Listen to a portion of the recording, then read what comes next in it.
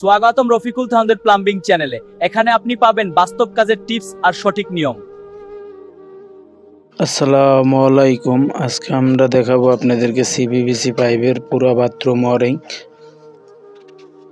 আশা করি ভিডিওটা একটু লং হবে, দেখলে আপনাদের উপকারী হবে। আমরা পয়লা ঝর্ণার চাবি, যেটাকে কনসেলেস্টাল কক বলা হয়, সেটা সুন্দরভাবে খাড়া টুকরা দুইটা, গরম একটা ঠান্ডা একটা কাইডা ঢুকাইয়া দিলাম। তারপরে আমাদের এটা সল করে দেখা শেষ। ঝর্ণা লাগানোর সেই টুকরাটাও আমরা লাগাই দিছি।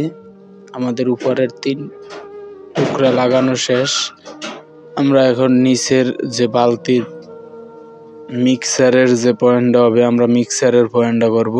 আমরা একটা টি ধইরা সুন্দরভাবে নিচের যে বালতির পয়েন্ট হবে, যেখানে মিক্সার শাওয়ার লাগানো হবে, আমরা মাপটা নিয়ে নিতেছি। দেখতেই পাচ্ছেন আমরা মাপটা নিয়ে, এটার মাপ এক সাইড মাপ দিয়ে সুন্দরভাবে দুইটা টুকরা এক মাপই কেটে নিলে হবে। আমাদের টুকরাটা কাটা হয়ে গেলে আমরা টুকরার মাথায় দুইটা টি লাগাই দেব, প্লেন টি। এক মাপের দুইটা প্লেন টি লাগাই দিয়া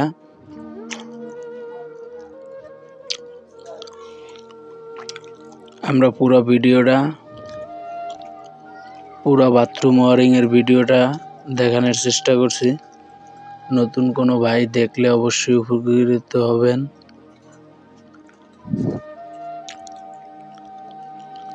আমাদের সাথেই থাকুন।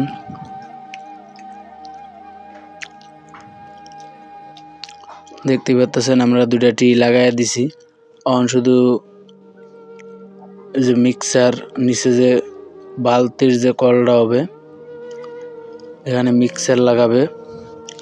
তার জন্য আমরা 6 ইঞ্চি দূরে টুকরা দুইটা লাগাই দিয়ে 6 ইঞ্চি দূরে দুইটা পয়েন্ট করব।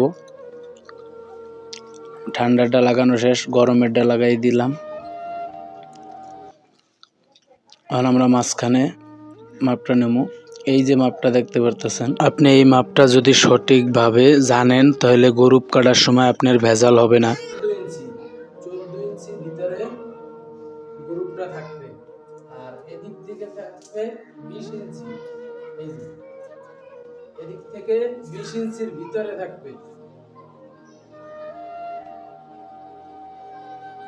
মোট 20 ইঞ্চির ভিতরে 10 ইঞ্চির মিডলে। আমরা এখন বালতির যে পয়েন্টটা হবে, মিক্সার লাগাবে। যদি মিক্সার নাও লাগায়, যে কোনো কল লাগাবে, দুইটা বালতির পয়েন্ট হবে। আমরা 6 ইঞ্চি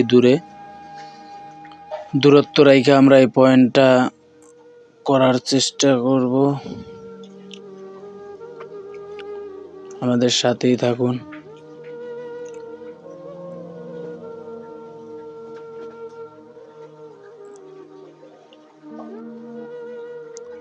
আমরা দূরের ছোট টুকরা কাইটে নেব। কাইটে নিয়ে এক সমানই হবে টুকরা দোনোটা।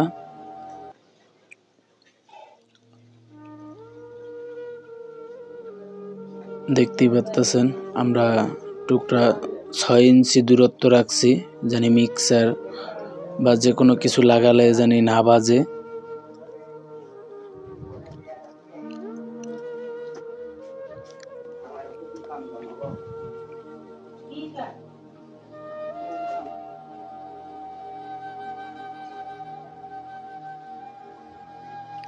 সুন্দর করে গামগুলা ব্যবহার করবেন। ইরা পাইপের গামটা খুব ভালো গাম।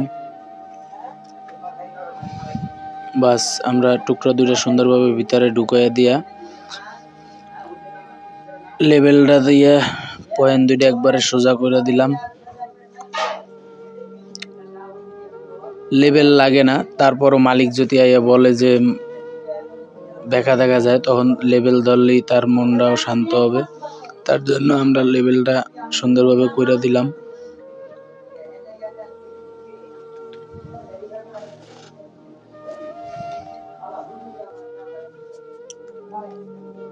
আমরা একটু প্যারাক মেরে জাম করে দিলাম।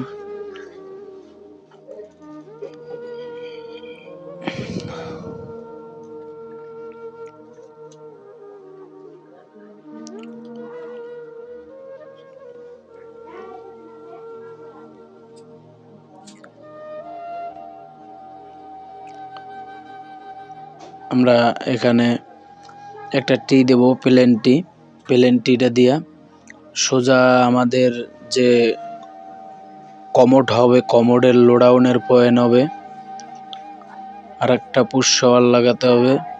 এই দুইটা পয়েন্ট এবং এই গরমের লাইনটা পাশ থেকে নামবে। আমার এই যে ডাইন হাতের সাইডে যে গ্রুপটা দেখতে পাচ্ছেন, এখান থেকে আরও একটা গরমের পাইপ নামবে, কারণ কোরস বাজে ওই সাইড থেকে, বাম সাইড থেকে গরম আমরা নামাইছি, তার জন্য ডাইন সাইডে আনতে হবে। এটা পাকঘরে যাবে সরাসরি।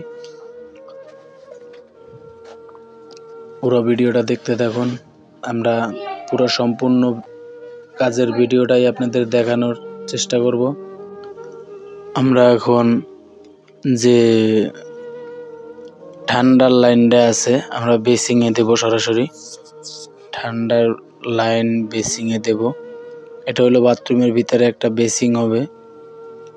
আমরা টুকরাটা মাপ দিয়ে সুন্দরভাবে মাথায় একটা 1/2 এলবো, ফিমেল এলবো লাগাই দেব। আর এই যে মাপটা দিতাছি এটা হলো লোডাউনের পয়েন্ট, কমোডের লোডাউন। আমরা সুন্দর করে এটা গাম দিয়া এটার মধ্যে এটা লাগাইয়া দিই। এখান থেকে আর একটা লাইন নামবে, গরমের স্টাফভাবে একটা লাইন নামাবো আমরা, কারণ এখানে এলবো আছে, আপনার অফসাইড এলবো আছে, কিন্তু সেগুলো আমরা ব্যবহার করব না, কারণ পানির লাইন টাইসের তলে থাকবে, তার জন্য এত গ্যাদারিং করব না। আর একটা আলাদা করে লাইন নামাবো আমরা সরাসরি। আপনিও চাইলে এরকম করতে পারেন, কোনো গ্যাদারিং হবে না। আমরা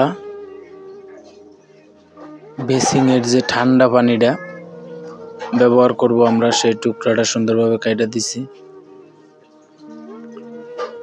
দেখতেই পাচ্ছেন। আমি লাগাইয়া দিলাম টিটা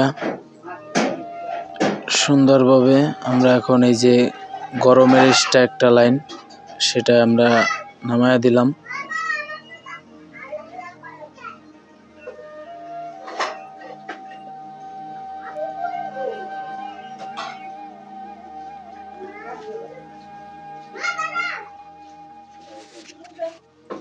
এটা আমাদের বেসিং এর পয়েন্ট, যেটা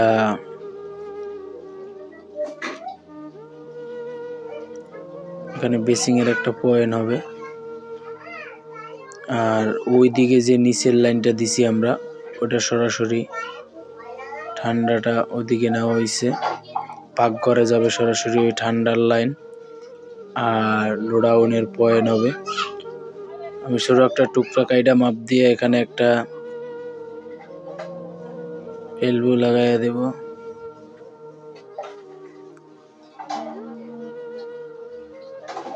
এটা যাইব গা গরমের সরাসরি পাকঘরে।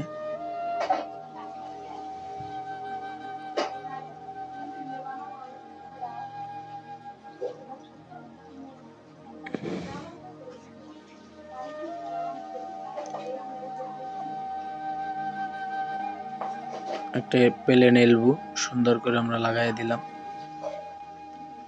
পাকঘরের যে লাইনটা, আমরা সেই পাকঘরের লাইনটা এখন করব। পাকঘরের ভিতরের একবারে ওই মাথায় বাইর করে দিছি। আমাদের এই যে টিটা লাগাইতেছি, এটা হলো আমাদের লোডাউনের পয়েন্ট। আমাদের এই পুরো বাথরুমে মোটামুটি পয়েন্ট কিন্তু আমরা যে কটা পয়েন্ট দরকার হয় সে কটা পয়েন্ট করে ফেলছি। দেখতেই পাচ্ছেন আমাদের টিটা লাগানো শেষ। এটা হলো লোডাউনের পয়েন্ট। আর একটা লাইন আছে পুশ শাওয়ারের, আমি এই পুশ শাওয়ারের পয়েন্টের মাপটা দিতেছি। এখানে একটা প্লেন টি লাগাইতে হবে, তার জন্য প্লেন টিটা লাগাই দিলাম। এখন শুধু হাতের ডাইন হাতে একটা পুশ শাওয়ার হবে।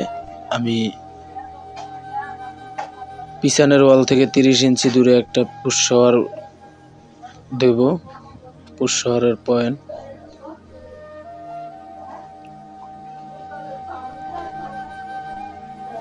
এই আমাদের সাথে কাজ করে আমাদের মোল্লা ভাই, খুব ভালো লোক, অনেক দিন ধরে কাজ করে আমার সাথে। আমরা এই যে লোডাউনের পুশ শাওয়ারের যে পয়েন্টটা হবে, আমরা সেই মাপটা নিলাম। মাপটার দিয়ে আমরা সুন্দর করে এলবুডারে লাগাইয়া দেই। লাগাই দিয়ে সোজা করে আমরা গাম দিয়ে সুন্দরভাবে লাগাই দেব। একটা বাথরুমের সবচেয়ে আনকমন হলো যদি কমোড লাগায় তাহলে পুশ শাওয়ার আর লোডাউন, বালতি, ঝর্ণা, বেসিং দিলে বেসিংয়ের পয়েন্ট, এগুলোই খেয়াল করতে হয় সব সময়। কারণ এখন যদি আপনি না করেন, টাইস টুইস করার পরে যদি এগুলো করতে যান তাহলে আপনার অনেক সমস্যা হবে। বা এগুলো একটা মিস্ত্রি ভাইয়ের দায়িত্ব। যখন কাজ করবেন অবশ্যই আপনারা মালিকের সাথে পরামর্শ করবেন সুন্দরভাবে, যে বেসিং দেবে কিনা, ওয়াশিং মেশিন আছে কিনা।